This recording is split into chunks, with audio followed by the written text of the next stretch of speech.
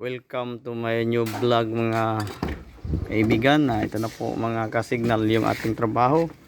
Ay mag-repair tayo ng power window. Ang sira po nito mga kaibigan ay bumaba po yung salamin pero hindi sa aakyat. So ang ating gagawin dito pag ganito ang sitwasyon, hindi naman sira yung kanyang motor. Kasi function na siya. So dito tayo mga signal, mag-ayos dito tayo sa kanyang switch, no?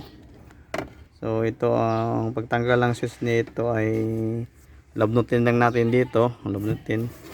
At saka dalhin natin to sa misa yung ikat na ito na switch.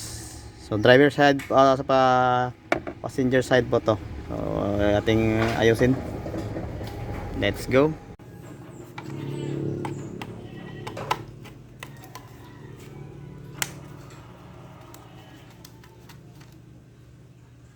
Pwede din tanggalin. Pwede pong tanggalin, pwede hindi. So ito pa ang gagawin natin mga signal. Ligutin lang natin dito. Ayan. Ayan, nakita na agad. Ayan, nakita na po siya. So medyo maraming dumi. Kabok. Tingnan natin sa loob. Dito lang natin sungkitin sa loob para lawan.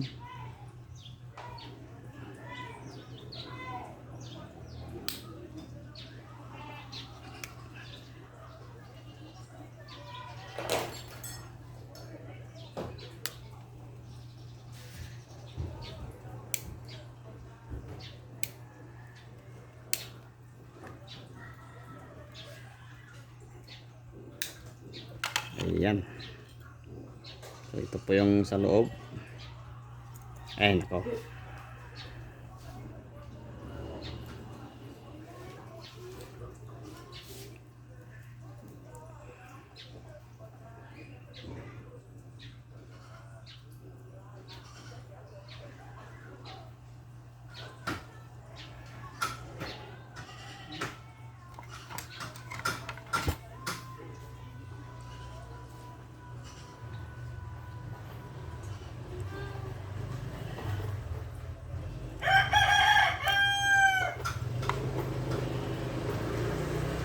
Ito lang ating tanggalin.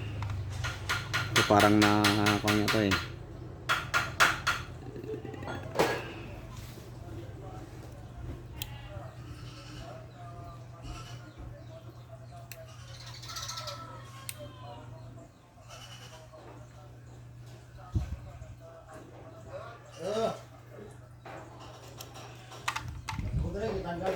So ito na mga kasignal at ilan tong linisin. Ito. Tapos dito linisin. Pag magtanggal po kayo ng kayong isa dito yan ganito, pupuntahan mo lang dito pa loob, hatakin mo lang papasok pa loob, pasok ito. So madali mo lang siyang hatakin. Tapos yung dito ay linis ka lang ng dito contact point, no? Kasama yung contact point na ito kami. Yan. Linisin mo lang yan kasi yan po ang dahilan kung bakit ayaw mag-contact eh. Yan. Okay. Ito pa ang susunog siya.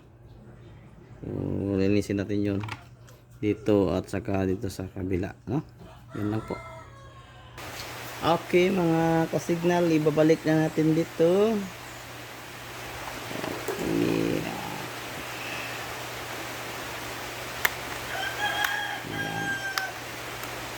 Okay. Medyo matigas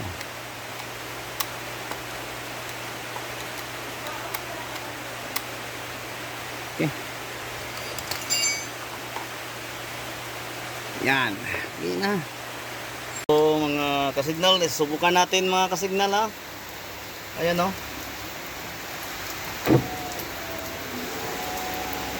Okay, bumaba yan. Itaas natin. Okay, baba. Up. Okay, maraming salamat po mga kasignal. Sa wakas tapos na yun itong trabaho natin. Oh, kalimutan, Starex po to.